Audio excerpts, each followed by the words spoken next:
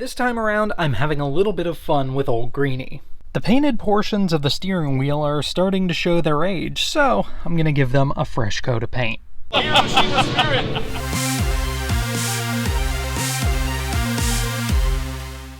This video was made possible in part by your generous contributions on Patreon. Thank you. I was instructed to make it a fun color, so bass boat green.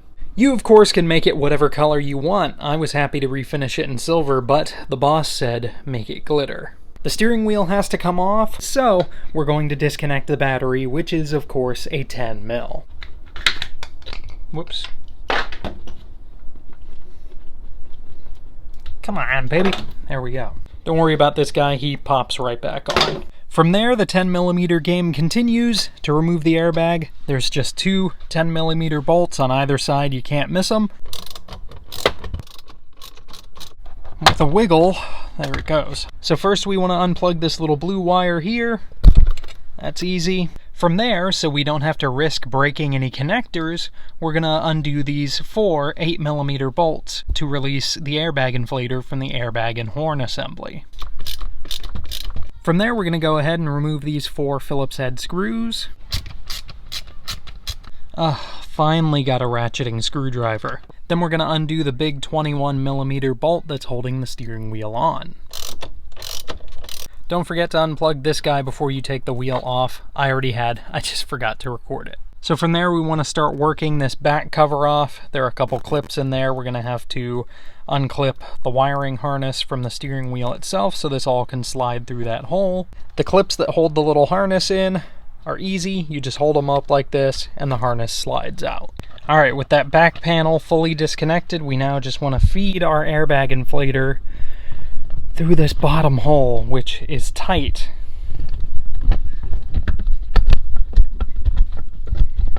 But not impossible to work around. Don't mind my feet in the background. Oh my god, what a mess. There we go. Fine-a-frickin-ly. Go ahead and leave your inflator sat up here so that it's not pulling on the wires. Just beware when you're pulling this back plastic piece off. Most of it's going to come off easy, except for the bottom here. It's got a couple of clippy boys. You can get them with a flathead. Just be careful not to rip those off. Here on the back of the steering wheel, we've just got a few more screws to undo. We got to unplug our steering wheel audio controls. They're simple, just pinch and pull. Once the screws are removed, these just pull out nice and easy. Voila! The modules for the audio controls, of course, need to come out because we don't want to paint those. Just a couple of small Phillips heads on each one. Boom, boom. Ta-da! There they are, free as a bird. I'm just going to give these a quick pass with the Scotch-Brite, wipe them down, and spray away. Ooh, that's going to be fun. Really? Wow. One test spray with this $8 can of paint and it gummed up. I mean, it's not surprising because it's glitter, but like, damn. That's going right back to the store. Luckily, though, I do have some silver, so I'm not defeated.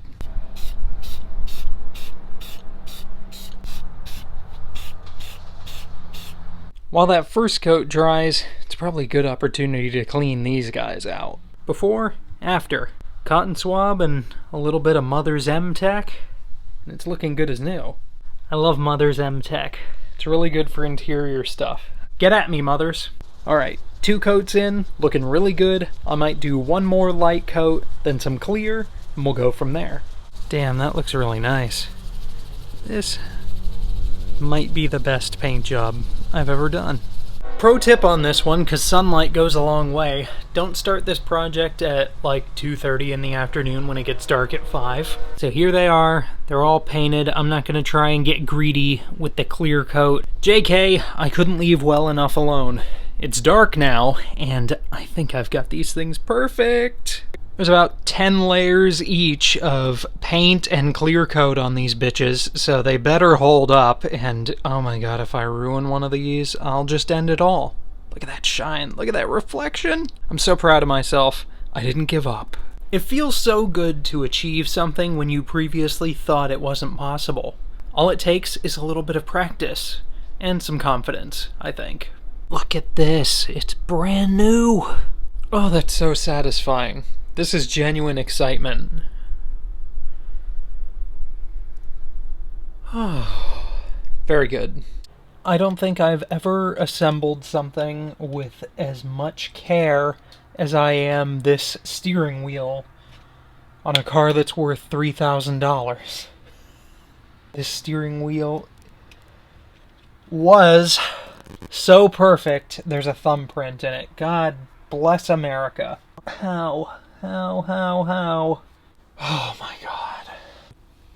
I'm not going back. Just gonna have to live with it. Son of a bitch. Once this is all done, I'll get you a close-up of it. There's a slight thumbprint right there, and there's actually a shadow of one right there. This one is more prevalent than the other one. You can see it right there. You can really make it out. That's so disappointing. It appears like it's just in the clear coat, so maybe I can smooth and polish that out, but other than that, it's back together. Reassembly is, of course, the reverse of everything we've already done, and if you're a little bit more patient than I am, you'll get even better results than this, and this, despite the thumbprints, still looks pretty damn good. So that's how you do that. Couple minor setbacks, but otherwise it came out beautifully, and I'm really proud of it.